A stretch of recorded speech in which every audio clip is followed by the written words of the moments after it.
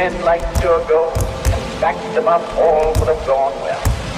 But the beneficiaries of privilege, the forward reactionaries, the short-sighted ultra-conservatives turned down Turgot and then found that instead of him they had obtained Robespierre.